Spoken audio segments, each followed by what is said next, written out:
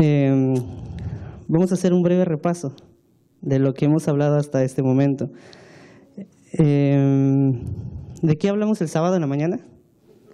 Del hijo pródigo, ¿verdad? ¿De qué hablamos el domingo? De Job. ¿De qué hablamos el lunes? Del leproso. ¿De qué hablamos el martes? Del paralítico. ¿Y de qué vamos a hablar hoy? Nadie sabe.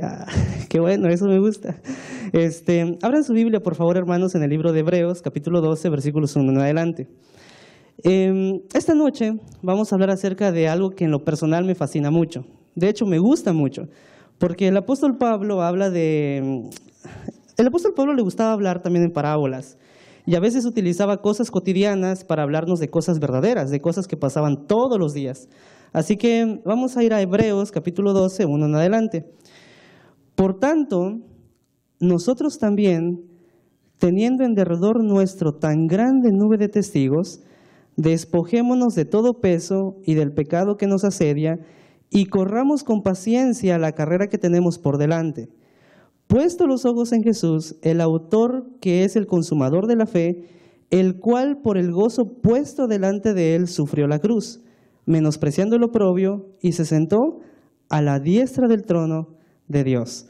Considerad aquel que sufrió tal contradicción de pecadores contra sí mismo, para que vuestro ánimo no se canse hasta desmayar, porque aún no habéis resistido hasta la sangre, combatiendo contra el pecado, y habéis ya olvidado la exhortación de cómo a hijos se os dirige, diciendo: Hijo mío, no menosprecéis la disciplina del Señor, ni desmaye cuando eres reprendido por Él, porque el Señor al que ama, disciplina y azota a todo el que recibe por hijo.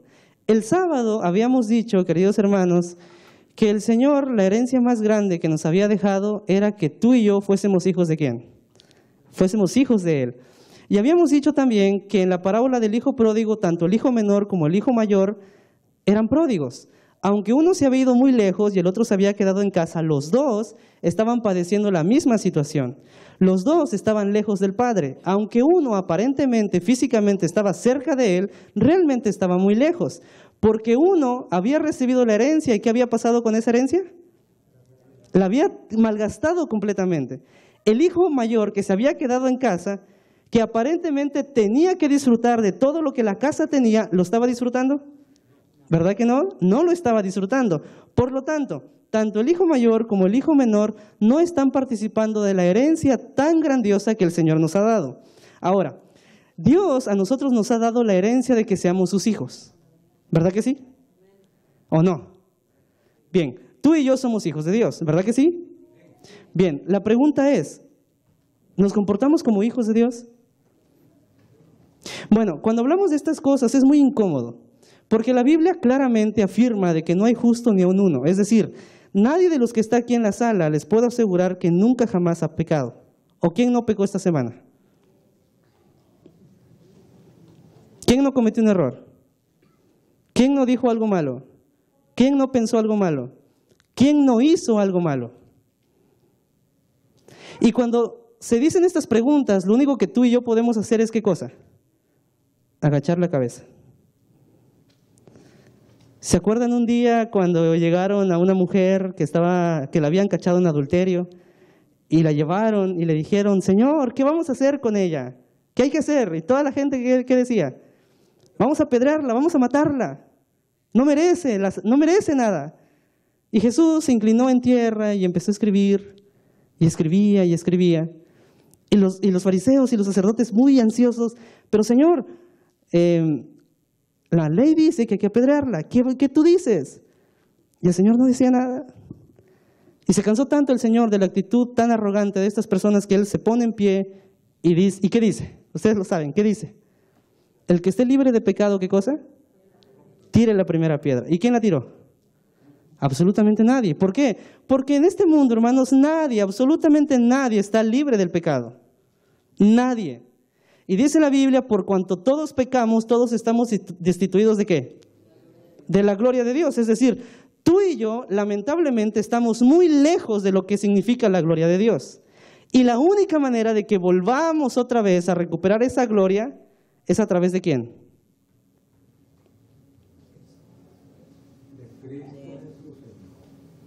Nada más, ¿verdad?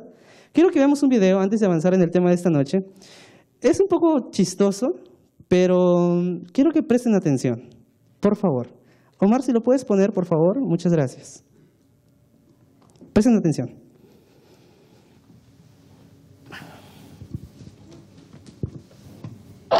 To that damn line.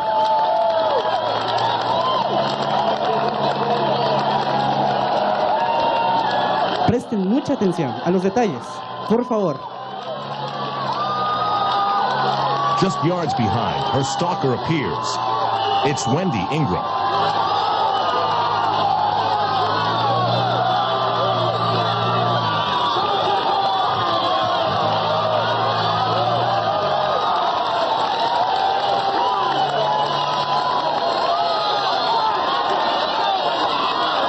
¿Qué está pasando? Es una carrera, la meta está cerca, pero los calambres aparecen. Y es algo que no quieres que aparezca.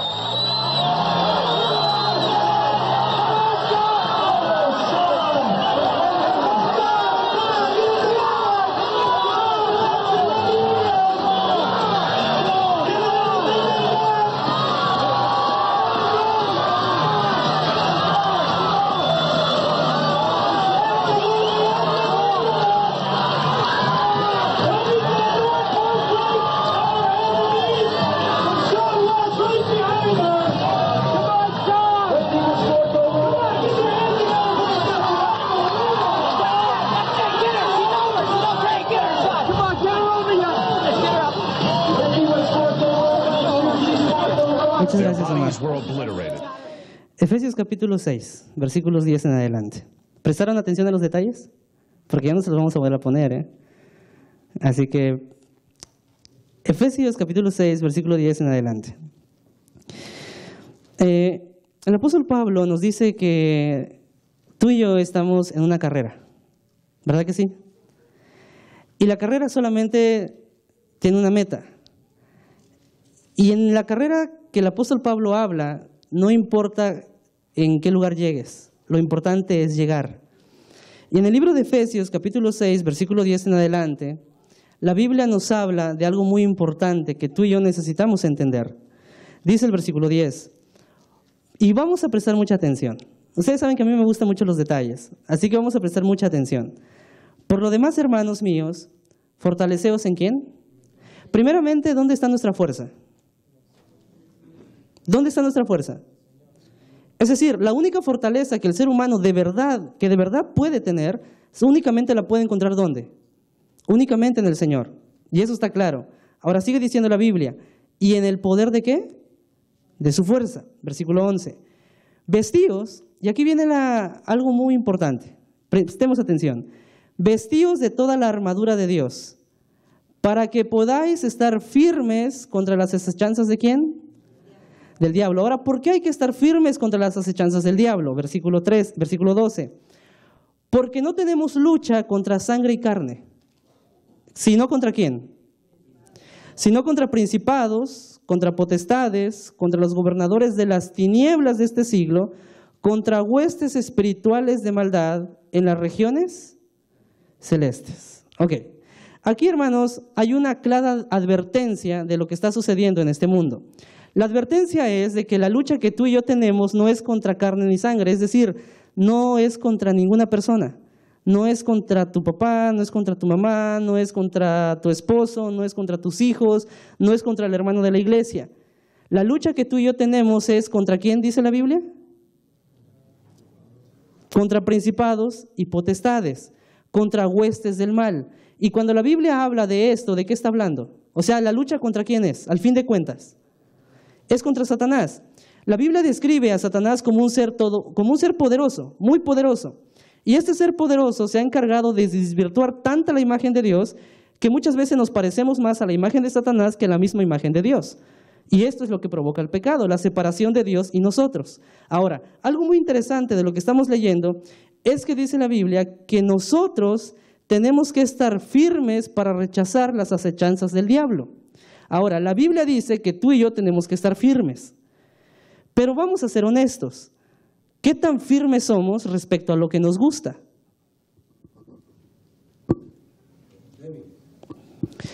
Yo no sé, pero por ejemplo yo le he fallado mucho a Dios y yo sé en qué le he fallado. Y me he dado cuenta que por mí mismo y por mis propias fuerzas no puedo ser fuerte, no puedo salir adelante, no puedo caminar, no puedo proseguir y no puedo llegar a ningún lado. Por eso entender la Biblia es entender a Dios y es entender lo que Él quiere para nosotros. Y la Biblia está diciendo que nosotros tenemos que resistir y estar firmes contra las acechanzas ¿de quién? Pero habíamos dicho en el versículo anterior que la única manera de tener fuerza de verdad es a través ¿de quién? Por lo tanto, si el Señor nos dice que la única manera de tener fuerza es en Él y que tenemos que resistir al diablo y que tú y yo sabemos que por nosotros mismos no podemos contra el diablo, entonces la única forma de poder salir victoriosos es que tú y yo estemos ¿con quién? Es con el Señor. Ahora, para estar con Él hay que saber también otras cosas. Y para eso vamos a leer el versículo 13. Y el versículo 13 dice lo siguiente: por tanto, dice la Biblia, tomad toda la armadura de Dios para que podáis, ¿qué dice la Biblia? ¿Y qué es resistencia? ¿Qué es resistir? Es soportar. ¿Ustedes vieron a las mujeres del video?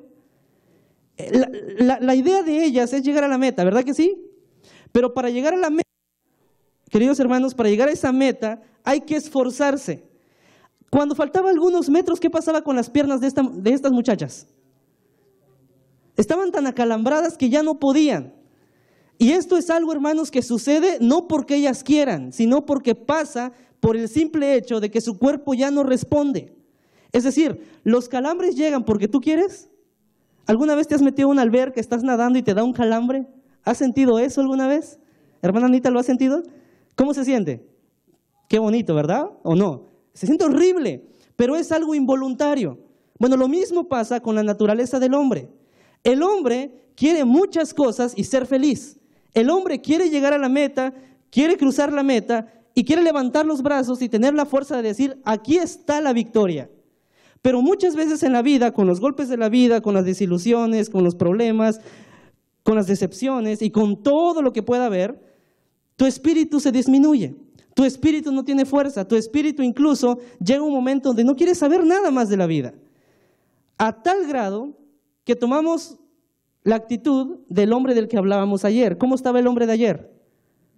Acostado, completamente tirado a la desgracia. Y decía, yo ya no quiero vivir, ¿para qué? Todo es problema, nadie me quiere, nadie me entiende. Y así somos los seres humanos.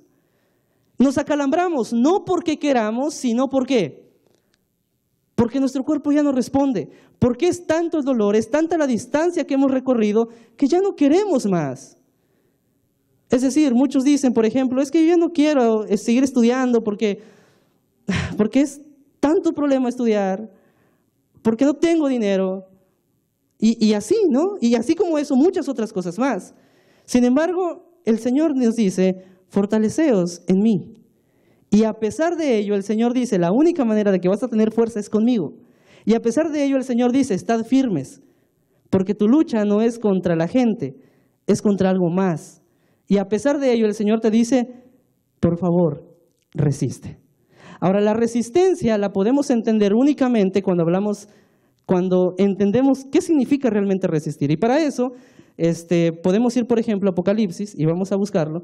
En el libro de Apocalipsis, y este es un texto que en lo personal me gusta mucho, porque antes para mí no quedaba muy claro, ahora lo tengo un poco más claro, y creo que se entiende mejor. Apocalipsis 14, capítulo 14, versículo 12.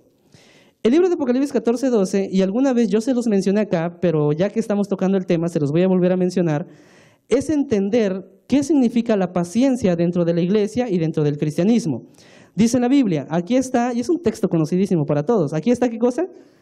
La paciencia de los santos. Dos cosas. ¿Quiénes? Los que guardan, ¿qué cosa? Los mandamientos de Dios y tienen, ¿qué más?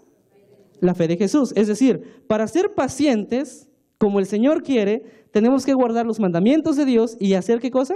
¿Y tener qué cosa? La fe de Jesús, ¿verdad que sí? Hasta ahí está claro. Pero resulta que en el hebreo, hermanos, no aparece la palabra paciencia, y esto se los he mencionado muchas veces. Y yo no sé si alguien se acuerda. En vez de paciencia, ¿qué palabra debería de estar ahí?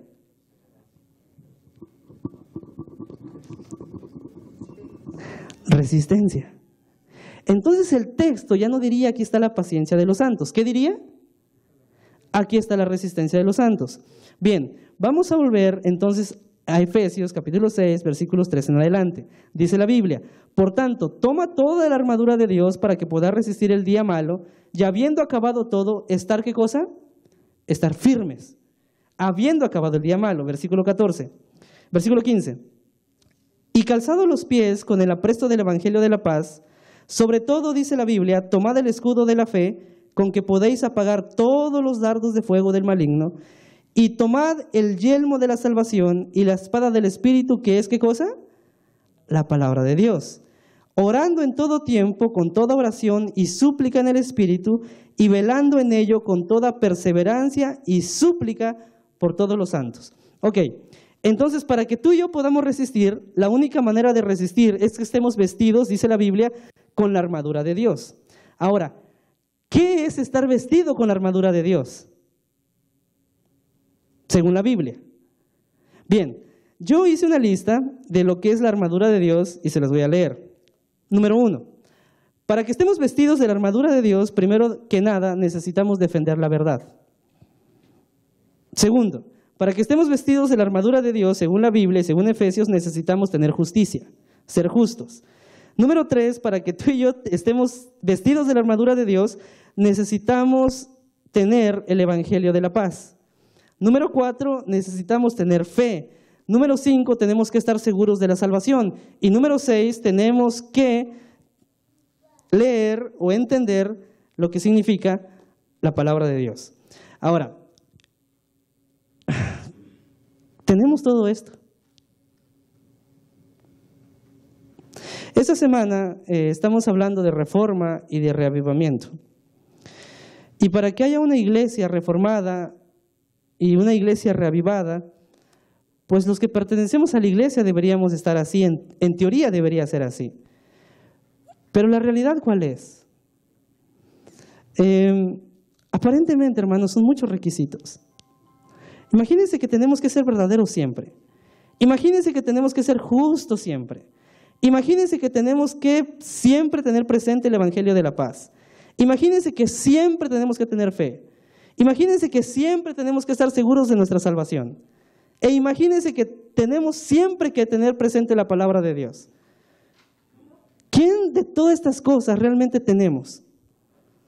Porque si no es así, entonces tú y yo no estamos vestidos de la armadura de Dios. Y si no estamos vestidos de la armadura de Dios, es imposible que lleguemos a algún lugar. Y es imposible que seamos triunfadores. Y es imposible que, obviamente, crucemos la meta. Por lo tanto, ¿qué hay que hacer? Por eso, hermanos, no nos equivoquemos. Para empezar, hemos dicho que la fuerza que nosotros vamos a tener está en Jesús. Segundo, hemos dicho que nuestra lucha no es contra carne ni sangre, sino contra principados y potestades. Y vamos a explicar un poquito. ¿Ustedes se acuerdan de una historia que está en el Antiguo Testamento de un hombre que se llamó Eliseo? ¿Y se acuerdan cuando Eliseo un día estaba con su siervo y de repente su siervo se asoma a la ventana y dice: pero Eliseo, mira cuánta gente hay allá afuera? ¿Y quiénes estaban allá afuera? ¿Quiénes? Había todo un ejército. Y todo ese ejército estaba con un solo motivo, con un solo propósito. ¿Cuál era el propósito? Matar a Eliseo y al siervo. ¿Cuántos eran? Eran miles de personas. Y esas miles de personas tenían el propósito solo de matar a Eliseo y a su siervo. Entonces Eliseo y su siervo están en un lugar y están ahí los dos nada más, viendo cómo alrededor del lugar donde están hay muchos soldados esperando a que ellos salgan para matarlos. Y entonces el siervo se acerca a la ventana y dice: pero Eliseo, mira cuánta gente hay. Y toda esa gente está por nosotros nada más. ¿Qué vamos a hacer?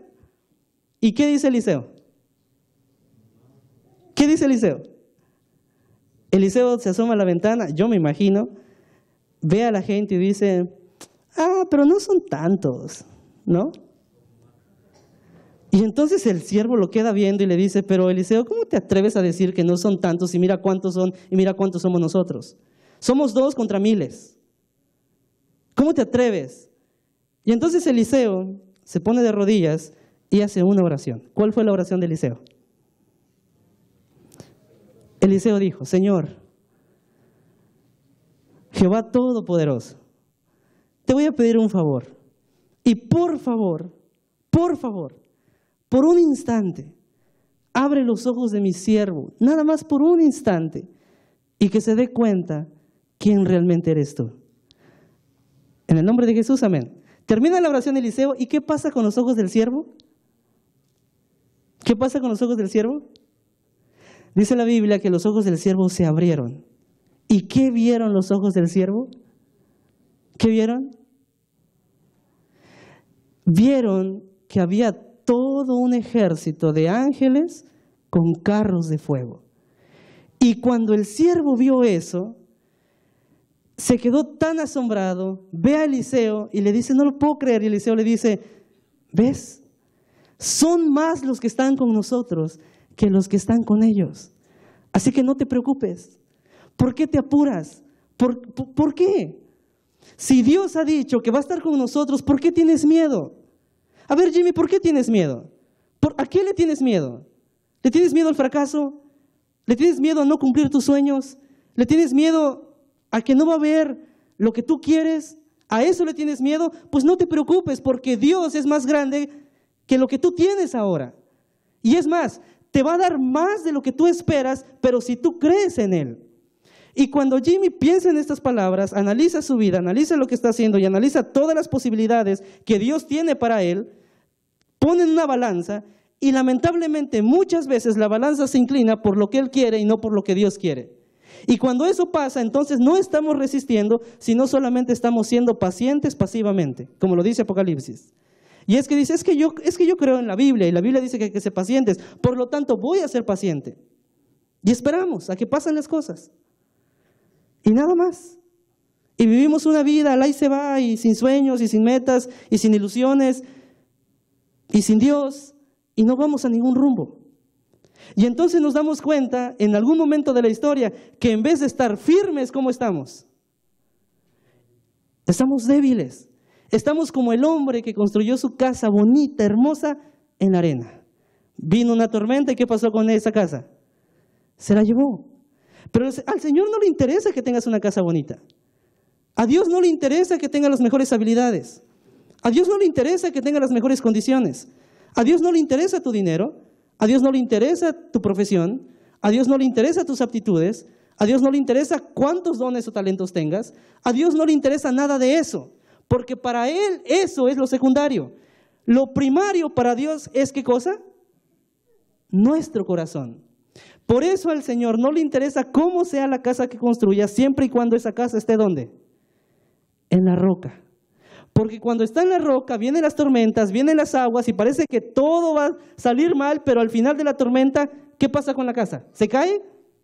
No se cae. Y no se cae porque está edificada ¿dónde? En la roca. Entonces, queridos hermanos, tener la armadura de Dios significa que tú y yo tenemos la posibilidad de poder resistir y avanzar. Resistir y avanzar. Pero cuando no entendemos esto, llega un problemita a la vida y ¿qué es lo que hacemos? ¿Qué es lo que hacemos? Nos ahogamos en un vaso con agua y no salimos de ese problema. Y entonces la Biblia dice que nuestra lucha no es contra carne ni sangre, pero nosotros hacemos que nuestra lucha sí sea contra sangre y carne. Es que el hermano de la iglesia me vio mal. Es que me peleé con... Es que ese hermano me cae muy mal. No la trago a la hermana. Es muy chismosa. Es que el hermano, no, su actitud, pues, no va. Y la iglesia entonces empieza a desunirse. Hacemos grupitos, unos para acá, otros para allá.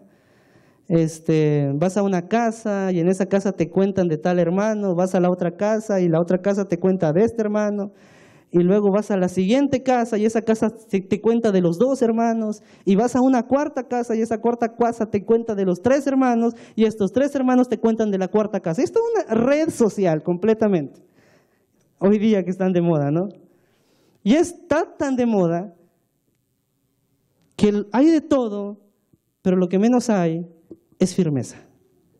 Y nos peleamos. Y entonces, como no estamos convencidos de que nuestra lucha no es contra carne y sangre, pues entonces nos peleamos por todo. Y cuando nos peleamos por todo, entonces no estamos firmes. Y cuando no estamos firmes, entonces hacemos lo que queremos. Y cuando hacemos lo que queremos, entonces nos separamos absolutamente de Dios. Y cuando nos separamos absolutamente de Dios, entonces nuestros sueños mueren. Y cuando nuestros sueños mueren, entonces ya no tenemos metas. Y cuando no tenemos metas, entonces nuestra vida se va por ahí, perdiéndose de a poquito, hasta que un día te das cuenta que lo que has hecho no tiene ningún sentido. Y así vivimos. Y así nos gusta vivir. De pronto, un día te levantas, te sientas, te pones a pensar y dices, ¿dónde estoy? ¿Qué estoy haciendo? ¿Hacia dónde voy? Y te das cuenta, hermano, que has desperdiciado mucho tiempo de tu vida. Esta semana, para ser honesto, yo hice eso. Me levanté un día, bueno, yo no tomo tanto café, no me gusta, así que me preparé un chocolatito. Hay una taza muy bonita que tengo, bueno, mi única taza, de hecho. Entonces, sí, es la única que tengo. Entonces, no, y es en serio, es literal. Entonces, hice mi chocolate y pues ya me senté a la cama y me puse a pensar en mis 26 años, ¿no? Bueno, no mis 26 porque hay años que no recuerdo, pero me puse a pensar en los que sí recuerdo y a mi cabeza vinieron todas las cosas, hermanos, que he pasado. Momentos muy buenos, momentos muy divertidos, momentos muy felices y momentos muy malos, momentos muy decepcionantes, momentos que te dan ganas de llorar. Y entonces empiezas a valorar y dices, ¿qué he hecho hasta ahora?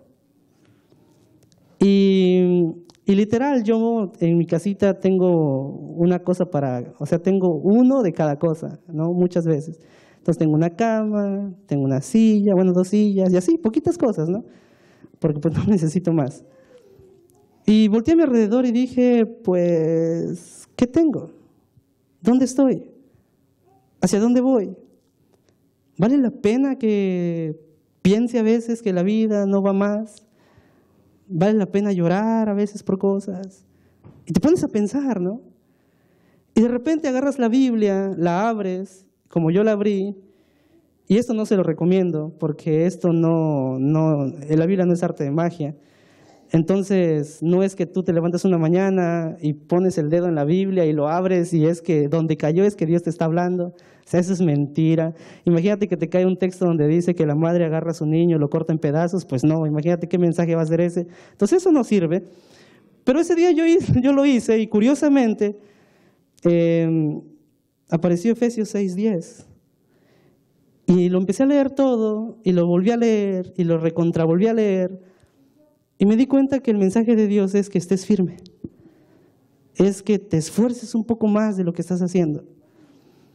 Y entonces, en mi caminar de mi vida personal, me di cuenta que estoy como esas muchachas, que quiero llegar a la meta, que yo sé que es necesario llegar a la meta, que yo sé que hay que hacer todo lo posible por llegar a la meta, que sé que tengo que entrenar para llegar a la meta, que tengo que prepararme para llegar a la meta, que sé que tengo que pasar horas de sacrificio para llegar a la meta, que sé que tengo que esforzarme, levantarme 4 de la mañana como cualquier atleta se levanta, correr, entrenar, resistir y llegar a la meta. Pero llega un momento donde aparentemente, sin que tú quieras, los calambres aparezcan en tu vida. Y aunque tú quieres llegar a la meta, ¿qué pasa con tus piernas? Te tiemblan. ¿Qué pasa con tu cuerpo? No responde. ¿Qué pasa con tus energías? Se terminan. ¿Qué pasa con tus convicciones? Parece que se acaban. Y ahí vas y de repente llega un momento donde te caes al suelo y donde parece que ya no puedes avanzar más. Y estando en el suelo te das cuenta que los calambres siguen y duele, porque sí duele. Porque el pecado duele, porque separarte de Dios duele. Porque aunque aparentemente tú no lo quieras, la consecuencia de tal cosa es que te sientas solo. Es que sientas que no puedes más. Es que sientas que no puedes avanzar. Y entonces volteas hacia atrás y te das cuenta que tu competencia ya alcanzó a la meta. Y tú sigues donde estás. Entonces haces un intento por levantarte y te das cuenta que caminando ya no puedes. Hay que llegar a la meta ¿cómo? Por lo menos gateando. Y ahí tratas de esforzarte por llegar a la meta. Hay que gatear. Pero de eso se trata, hermanos. No se trata de quedarse donde estás. Se trata de esforzarte, de estar firmes. Y estar firmes muchas veces significa que tu firmeza esté de rodillas. Porque así es. Muchas veces la tragedia de la vida te va a poner de rodillas hasta que se te revienten las rodillas. Porque así es. Porque en los momentos más difíciles es cuando Dios permite que tu fe sea probada. ¿O no? Claro que sí. Y cuando es así, entonces el Señor lo único que te dice es, estad firmes. Es decir, ya no importa pelear con el hermano de la iglesia. Ya no importa si te vio mal, si te dijo, si no te dijo, porque eso no es lo importante. Porque la verdadera lucha y la verdadera pelea está ¿contra quién?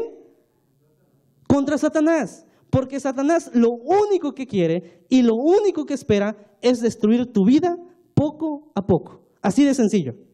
Y lo único que Dios quiere y lo que Dios espera es darte una vida muy feliz. Es lo único que quiere. Y esa vida feliz, dice la Biblia, que la vamos a tener con Él cuando estemos por toda la eternidad. Pero aquí puedes seguir probando cosas que van a venir en un futuro. Y entonces te das cuenta que hay que gatear. Y gateas. Pero llega un momento que ni siquiera gateando vas a llegar a la meta. ¿Y qué tienes que hacer entonces? Te tienes que arrastrar. Y a veces es necesario arrastrarse. Pero es bueno cuando te arrastras y avanzas. Porque no se trata, hermanos, de solamente quedarse esperando a ver qué pasa. Se trata de que te levantes de donde estás, de que tomes la firme decisión de continuar, de estar firme, resistir y avanzar. Resistir y avanzar. ¿Hay problemas? Sí hay problemas, pero resistes y avanzas. ¿Te desilusionan? Sí te desilusionan, pero resistes y avanzas. ¿Te peleas con alguien? Sí te peleas con alguien, pero resistes y avanzas. ¿Te critican en la iglesia? Sí te critican, resistes y avanzas. ¿Cometiste un grave pecado? Sí lo cometiste, pero resistes y avanzas. Porque de eso se trata. El sábado habíamos dicho que no se trata de dónde estás, sino hacia dónde.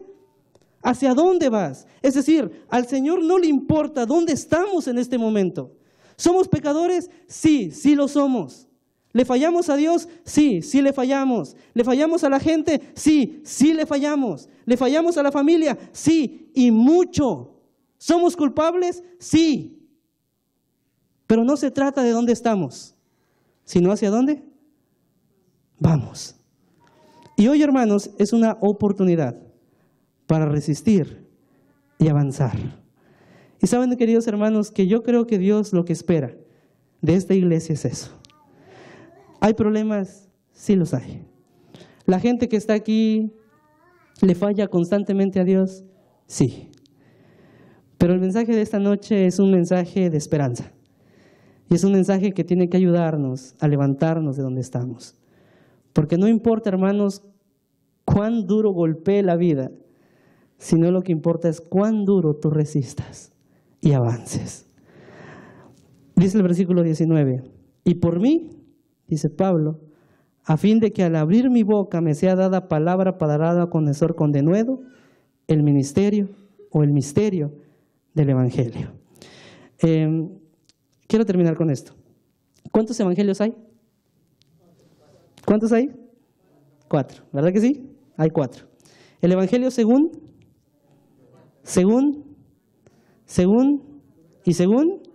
¿verdad que sí? Según Mateo, según Marcos, según Lucas y según Juan. Según ellos. ¿Qué padre sería que hubiera un quinto evangelio? El Evangelio según Víctor. el Evangelio según Abimael, el Evangelio según Sandra, el Evangelio según Jaime, el Evangelio según Ana, el Evangelio según Juan. Bueno, otro Juan. ¿Por qué? Porque estos hombres que escribieron los evangelios, lo escribieron desde su experiencia, de lo que ellos investigaron y vivieron. Y ahora nos toca a nosotros, nos toca escribir nuestro propio evangelio, desde nuestra experiencia, desde lo que somos, desde donde estamos. Y saben, hermanos, que a mí me gusta mucho un texto bíblico que dice que Dios se perfecciona en la debilidad, porque al débil lo hace fuerte y utiliza la debilidad de los pobres, de los débiles, para avergonzar la fuerza de los gigantes. Y ese es Dios. Así que, hermanos, no importa quiénes seamos hoy. Hoy aquí no interesa qué religión tengamos. Aquí hoy no interesa si somos o no somos bautizados. Aquí hoy lo que importa es que de verdad empecemos a pensar realmente en estar firmes, en resistir y avanzar. Porque saben, hermanos, que el reino de los cielos no es para los cobardes, es para quienes. Segunda de Timoteo 1:7. Porque Dios no nos ha dado un espíritu de cobardía, sino ¿de qué? De poder, de amor y de dominio propio. Así que, hermanos, resistemos y avancemos. Cuando pase eso, seremos muy felices. ¿Hay problemas? Claro que sí, los problemas no se terminan, hermanos, hasta que nos moramos o hasta cuando Cristo venga. ¿Va a haber dificultades? Sí. ¿Van a seguir las desilusiones? También. ¿Van a seguir las luchas? Sí. Me gustaría decirles que no, pero sí. Pero la diferencia ahora es que nuestro corazón va a estar tan firme que no importa, porque más grande es aquel que está con nosotros que el que está con ellos. Y ese ser se llama Jesucristo. Así que nos vamos a poner de pie, vamos a cantar el canto tema, y una vez que lo cantemos, mientras lo cantamos, voy a invitar a las personas que quieran, aquí no están obligadas nadie. Pero si hay alguien que en nuestro medio esta noche dice, Señor, pues yo también te he fallado, y lo reconozco, porque pues, ¿quién puede estar fuera de los alcances del conocimiento de Dios? Si alguien tiene ese deseo de poder decirle, Señor, hoy pues quiero empezar un nuevo capítulo en mi vida, quiero empezar a ser firme, quiero empezar a tener mejores convicciones y quiero que tú me ayudes, pues está invitado. Lo invito a que pase enfrente para que oremos de manera muy especial y después de la oración daremos por terminado este servicio. ¿Sí? ¿Nos ponemos en pie? Vamos a cantar. Muchas gracias.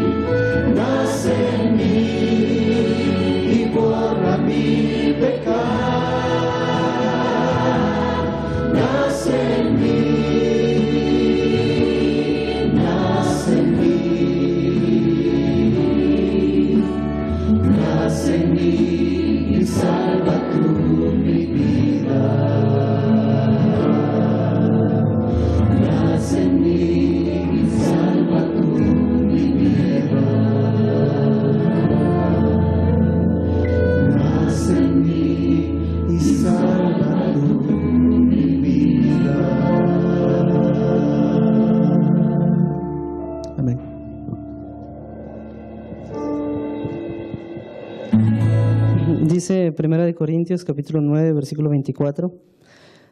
¿No sabéis que los que corren en el estadio, todos a la verdad corren? Pero uno solo se lleva el premio. Corred de tal manera que lo obtengáis. Todo aquel que lucha, de todo se abstiene. Ellos a la verdad para recibir una corona corruptible, pero a nosotros una incorruptible. Así que yo de esta manera corro, no como a la aventura. De esta manera peleo, no como a quien golpea el aire, sino que golpeo mi cuerpo y lo pongo en servidumbre. No sea que yo, habiendo sido heraldo para otros, yo mismo venga a ser eliminado. Es importante, hermanos, correr. La noticia es de que en realidad todos estamos corriendo. Nadie se escapa de esta carrera. Nada más que algunos no se dan cuenta y no están corriendo. Lo bueno de esta carrera es que no importa en qué lugar llegues, porque lo importante es llegar. Porque si llegas, tu corona no será una corona de oro, de perlas o de cosas que desaparecen con el tiempo. Tu corona será por la eternidad y será algo tan grande, pero tan grande, que el único que te la puede dar es el Señor Jesús. Así que gracias a los que pasaron enfrente, vamos a orar de manera muy especial por ellos. Nos vamos a poner de rodillas y vamos a orar.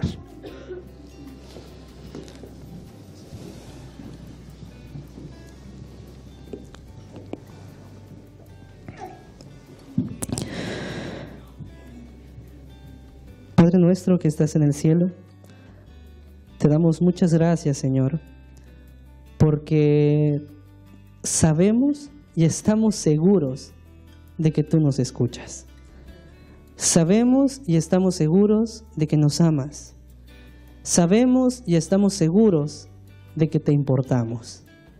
Y te importamos tanto, Señor, que Cristo Jesús murió por nosotros.